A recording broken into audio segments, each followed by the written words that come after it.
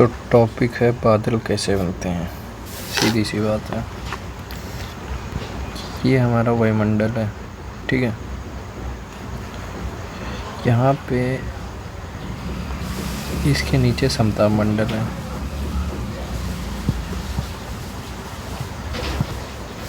यहाँ पे बहुत सारे धूल के कण हैं, यहाँ पे बहुत सारी फैक्ट्रियाँ जिनसे धुएं निकलते हैं, यहाँ पे बहुत सारे वाहन चलते हैं जिससे धुएं निकलते हैं, ठीक है। तो हम मान लीजिए यहाँ पे धूल है, बहुत सारे हवा चलती है, ये धूल एटमॉस्फेयर में उड़ के जाते हैं और इतने छोटे छोटे होते हैं वहीं रह जाते हैं।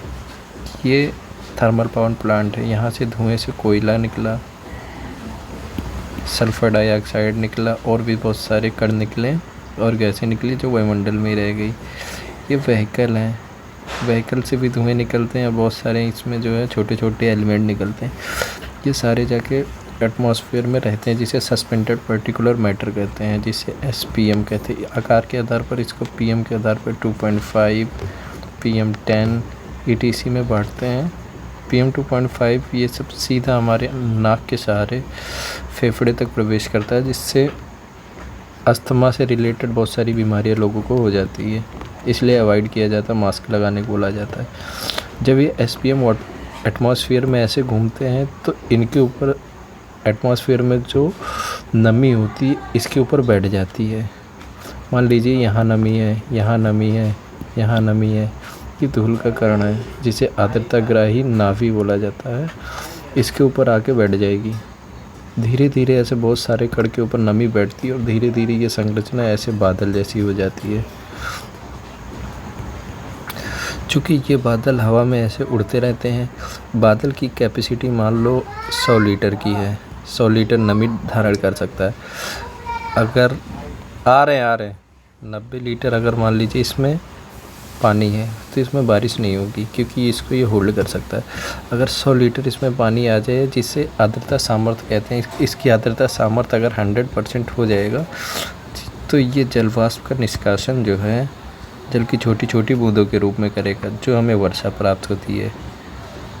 मान लीजिए बहुत ठंडे इलाके में है और इसका संघनन हुआ, संघनन के बाद में इसका टेम्परेचर जो है लगभग 0 डिग्री या से नीचे चला गया, तो यहाँ जलवाष्प के रूप में जलवाष्प नहीं निकलेगा, यहाँ बर्फ़ के कण के रूप में निकलेगा, जिसे हेल फॉल या स्नोफॉल बोलते हैं, खासकर पहाड़ों में होता है। अब हमारा टॉपिक है बादल कैसे बनते हैं, ये चीज़ पूरा हो चुका है। वर्षा कैसे होती है ये भी बता दिया।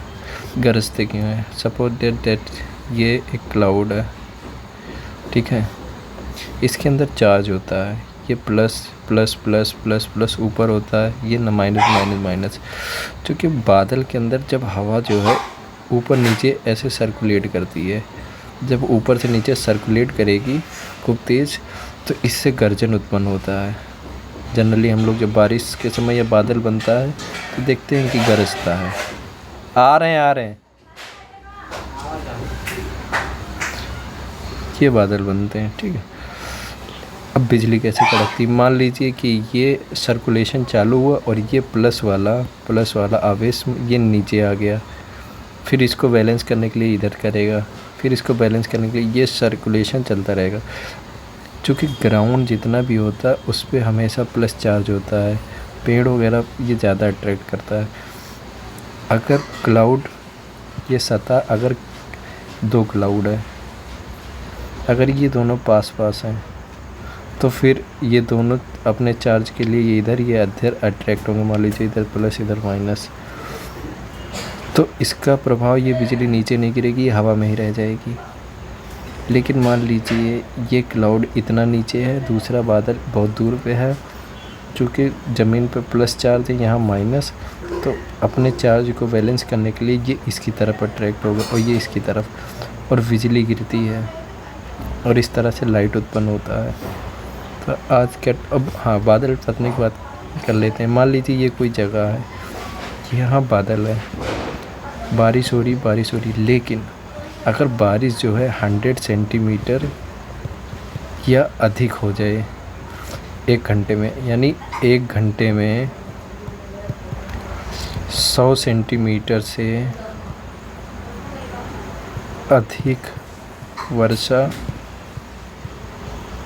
बादल फटने घटना कहलाती। यूपीएससी में इस तरह के 2 क्वेश्चन आ चुके हैं। नंबर 1, ये लाइटनिंग कैसे उत्पन्न होती है, और दूसरा क्वेश्चन है बादल गरजता क्यों है। तो इस कॉन्सेप्ट के थ्रू हम उसको सॉल्व कर सकते हैं। आज का वीडियो ख़त्म होता है। Tata bye bye.